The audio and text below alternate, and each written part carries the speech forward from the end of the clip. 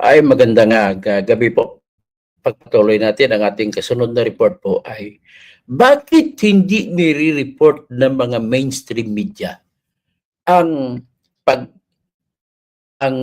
na nilabas ng Los Angeles Police Department di kaya Beverly Hills Department na ang dahilan sa pagkamatay ni Juan Paulo Tantoco, anak ng isa sa pinakamayaman ng Pilipinas na may-ari ng Rastans at Mr. ng private secretary ni Lisa Araneta Marcos. Bakit hindi binalita na konfirmado na ang pagkamatay niya ay dahil sa overdose sa cocaine? Bakit? Anong dahilan? Bago na yan magtutusin, bago na ay magdiretso dyan, binibigyan ko yung mga last chance natin, no? Hanggang bukas na isasampa ko po yung kasong kuwaranto laban kay Erwin Tulfo na sana matulungan niyo pa rin ako na magbigay kayo ng contribution. Dito po, ipopost ko ang aking mga numbers, mga video ko, yung GCash at PayPal, Maya, at sana ipapadalhan niyo ako para makatulong po kasi bukas na po pipilitin ko isasampa mga utang ako kung pwede para maisampa po bukas ang huling araw po na kuwaranto para patanggalin si Erwin Tulfo mula sa Senado sapagkat siya Amerikano. Okay, diyan na po. Okay, papatuloy na po natin yung tinatawag na bakit hindi nagbabalita ang inquiry, ang Philippine Star, ang GMA7, ang PSBN, ang Bulletin, at iba pa. Bakit hindi nila binabalita? Pati yung pati yung People's Journal na dati ko sa trabaho. Bakit hindi nila binabalita na si Juan Paulo Antonio na anak ni Rustans, ang tawag Rustans, no, ay hindi ay tayo dahil sa tinatawag na cocaine overdose. Kasi ba dahil sa report nung natagpuan na patay ang katawan ni Mr. Tantoco na nire-revive ay isa doon sa nakita sa loob ng hotel room, natagpuan ng patay na katawan ay nandoon din si Lisa Araneta Marcos. Yan bang dahilan? Bakit hindi kayo makatotohanan? Bakit iniiwasan kung wala man lang kinalaman si Lisa Araneta Marcos kung hindi siya addict? Bakit hindi inyo, bakit dinatago ninyo? O ito po yung isang ebidensya na magkasama sila ni si Mrs.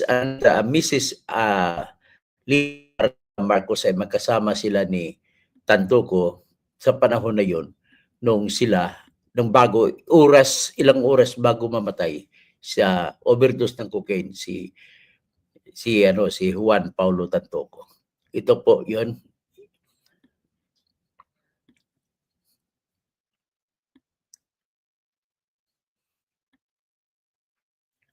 Saan ba 'yon?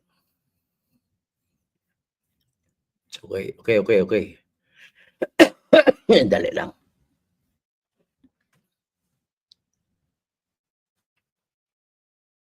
Ito po. Cancel. Okay lang. Sandali lang. Oras na nasa ilang oras ba ay magkasama sila ni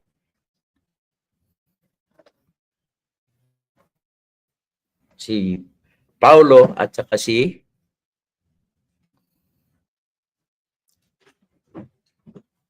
magkasama si Paulo at saka si Lisa Araneta Marcos.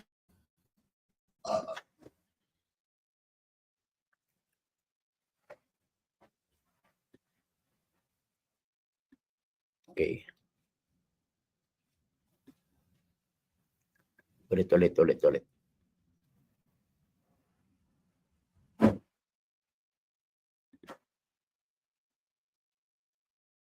ba yun?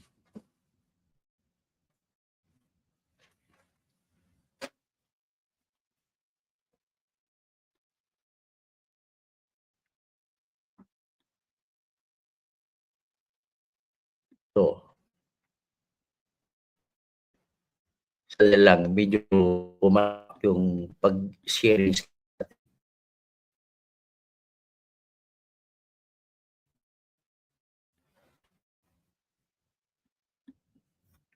Ang gagawin natin siguro natin iba.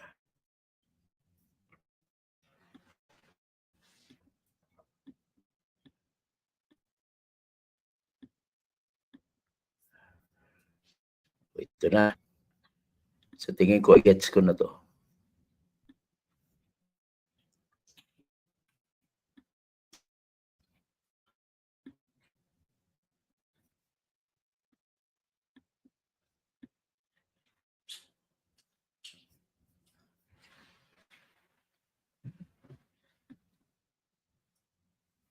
Ay, nako. Bakit hindi ba?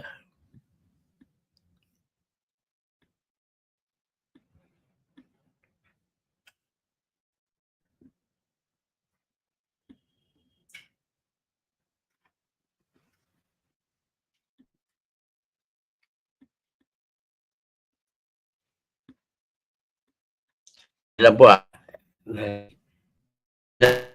sa inyo yung gabi na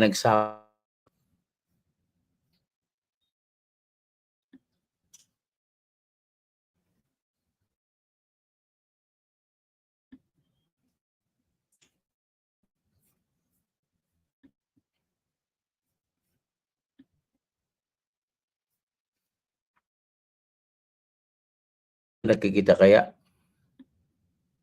Ayun, nakita rin. Yung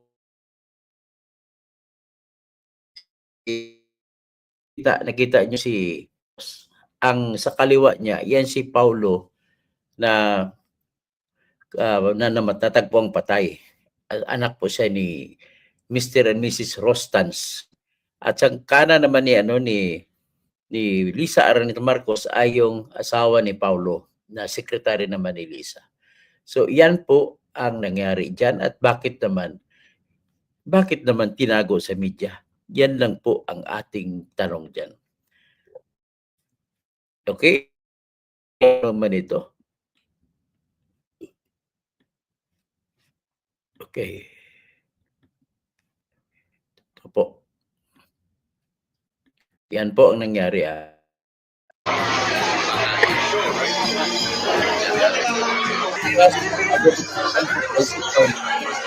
Ayan po nangyari.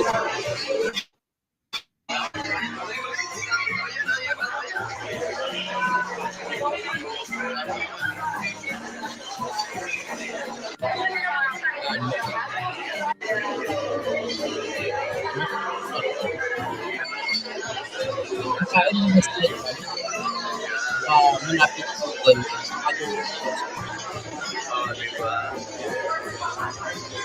So yan po, ladies and gentlemen. Ang tanong ko lamang dito, bakit hindi media? At ang nagbabalita lang mga vlogger lang at saka yung Rappler nagbalita rin. Ang Philippine News nagbalita rin.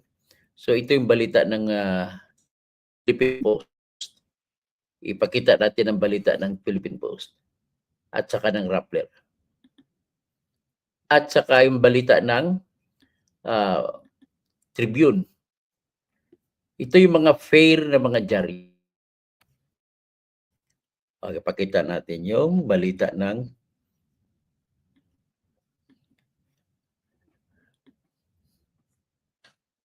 ayan.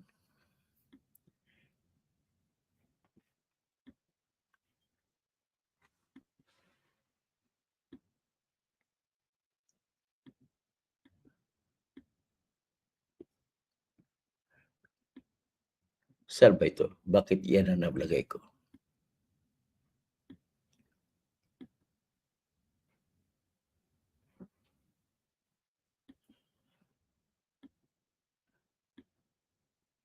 Pakita ko ulit, dali lang.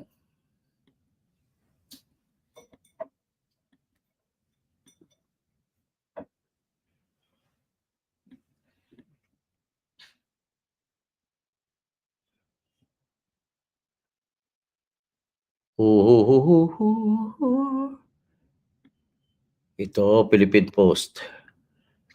So yan pong balita ng Philippine Post na ang report ng Beverly Police sa Beverly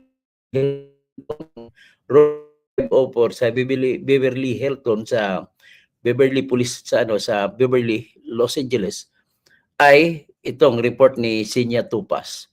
Beverly Hills, the scion of the Rustans group of companies in the Philippines, died at the Beverly Hilton Hotel on March 8 according to a police report.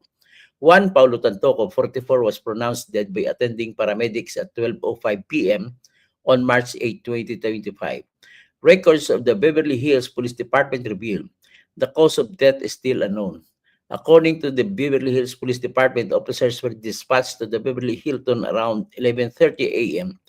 following reports of a person who was not breathing, identified later as Tantoco, son of Rico and Nina Tantoco, an assistant vice president of Rustans Commercial Corporation. When police officers arrived at room 504, hotel security personnel were performing chest compressions on the unconscious Tantoco. Paramedics who accompanied the police officers immediately took over with life-saving measures but were unable to revive him. Beverly Hills Police did not disclose further details surrounding the death of Tantoco, referred to as case number 2025-00011805, pending investigations, and it is not required under the California Public Records Act. It is not known when Tantoco's body will be repatriated to the Philippines.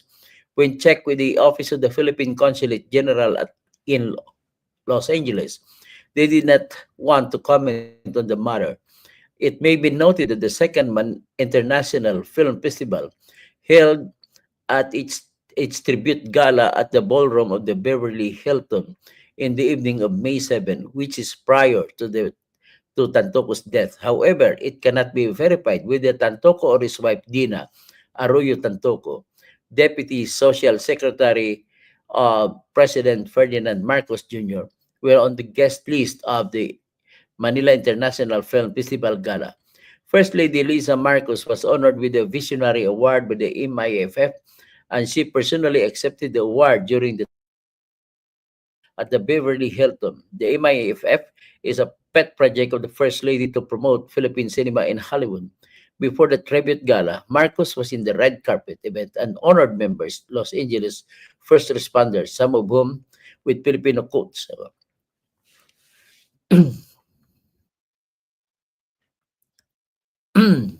Filipino roots at the TCL Chinese Theater for the world premiere and screening Fake Healers, a documentary on Filipino doctors in the US. So, yan po yung, at saka nag-report din ang Rappler. So kung nag-report ang Rappler, nag-report ang Philippine Post, nag-report ang Daily Tribune, ano na lang, bakit ang Manila Bulletin ay hindi nag-report? Na hindi din nag-report ang ABS-CBN. Hindi rin nag-report ang GMA7. Ano meron dyan? Kasi ang alam ko, GMA7 po ay isa sa may-ari dyan ay si Bongbong Marcos, tatay nila. Okay? Yan lang po ang ating balita sa ngayon. Nagtatanong lamang po ako. Tapos si Don Polobe, yan ang gusto ko sa iyo, Katuto, ang mayong ang wag mo yang tantanan para mapahiya ang mga mainstream media. Coco TV, hadlock na sila magpareha sa channel ni Pastor Kibbs. Jaco Navarro, GMA, balitang may kinikilingan, balitang may pinoprotektahan. GMA Executive Goson was there in Tantoco's Last Supper. Ganun ba? Romel Bengson, hair follicle is a must. Shout out Tirador. Oh, Naim Bangarabi, hair follicle na. BBM, hair follicle na. Pinapahiya mo lang si Apo, Apo na kay Orlando Valverde. BP mo ito, mahina signal mo. May signal ng host. Sige, pagpasensya na po. Um, kasi wala ng matanig dahil at bakit pupunta si BBM at bakit pupunta si BBM sa US o pupunta po si BBM sa US. Kaya abangan natin paano sila iti-treat na